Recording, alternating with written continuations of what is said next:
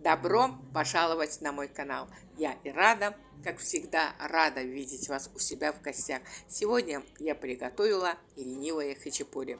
Ну, конечно же, самые вкусные хачапури – это правильные хачапури, приготовленные по законам искусства, леги артис, как говорится. Но для тех, у кого нет времени и возможности возиться с приготовлением настоящего хачапури, предлагаю свой рецепт ленивого хачапури. Кому интересно, оставайтесь со мной и давайте пройдемся пошагово рецептам этого безумно вкусного, сытного хлеба лепешки на скорую руку вместе.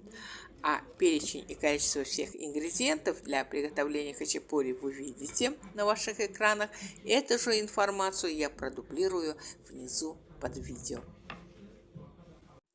Сразу хочу сказать, что желательно, чтобы все продукты были комнатной температуры. Но так как я хачапури обычно готовлю на завтрак, и времени с утра у меня, как правило, бывает в обрез, я очень часто нарушаю это правило, но всегда все получается, слава богу, нормально.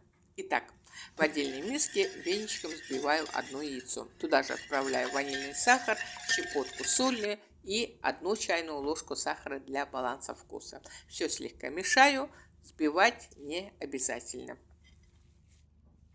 Творог, вилкой. Творог в хачапури я кладу не меньше 9%. Друзья, наверняка многие из вас знают о том, что слово хачапури создалось из соединения двух слов. Это хачи, что означает творог, и пури, что в свою очередь означает хлеб. То есть хачапури – это не что иное, как творожный хлеб, творожная лепешка. То есть тут без творога никак. Ну что, творог отправляю к яичной смеси, затем пропускаю через мелкую терку твердый сыр и сыр мотал. Мотал, как я уже говорила в одном из предыдущих видео, один из эксклюзивных сортов азербайджанского сыра. Он по вкусу похож на сыр с плесенью. Или сыр с плесенью по вкусу похож на мотал. Мотал можно заменить на какой-нибудь соленый сыр. Например, на сулугуни или брынзу. В таком случае соль в тесто можно и не класть. Смотрите уже сами, ориентируйтесь на вкус ваших домочадцев. Твердый сыр и мотал уже пропустила через мелкую терку, и теперь их тоже отправляю в миску к остальным ингредиентам. Сюда же добавляю 1 стакан катыка. Его можно заменить на кефир, на 10% сметану или даже на молоко. И немного соды. Для того, чтобы катык совсем не разбушевался и не убежал из стакана после добавления в него соды, я половину катыка отправляю в яичную массу, а в оставшуюся в стакане части катыка гашу соду, и затем вторую часть катыка также отправляю в яичную смесь. Это чтобы уже дополнительную посуду не пачкать. Все еще раз немного мешаю, сюда же насыпаю 1 стакан муки. Муку всю сразу не добавляйте. Желательно сделать это в 2-3 этапа. В зависимости от жирности творога, кефира и сыра, муки может уйти на 1 столовую ложку меньше или больше. В принципе, глобальной разницы не будет. Буквально на 1 столовую ложку больше или меньше. Все тщательно мешаю. И все, в принципе, тесто готово. Консистенция теста должна получиться примерно как тесто оладьи. Чуть гуще, может быть. Я даю ему отдохнуть 10-15 минут и приступаю к основному и завершающему этапу. Пеку хачапури. В заранее разогретую сковородку наливаю немного растительного масла. Затем заливаю в сковороду тестом. Закрываю крышку сковородки. Пеку хачапури примерно 15 минут на огне, чуть ниже среднего с одной стороны. Затем переворачиваю лепешку на другую сторону.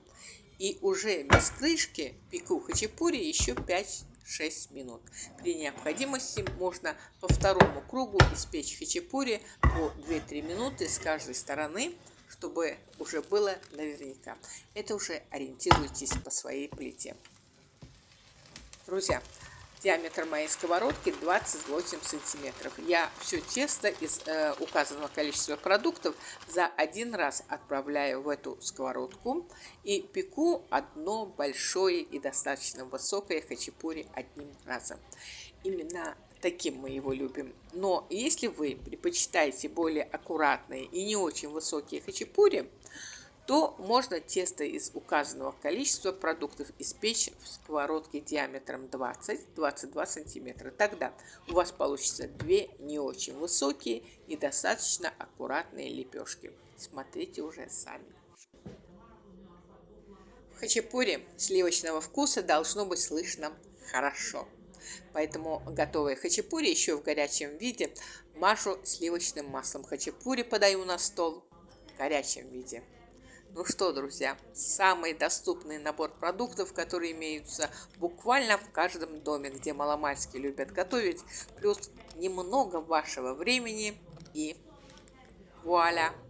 Безумно вкусные, ароматные, сытные хачапури к завтраку, может и не только к завтраку, готово.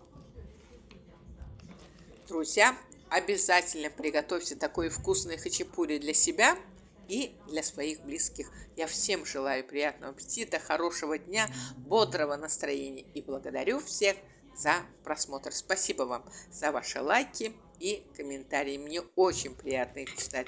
Я пока прощаюсь с вами, но буду ждать вас на своем канале, ведь я и рада, всегда вам рада. Пока-пока и до новых встреч!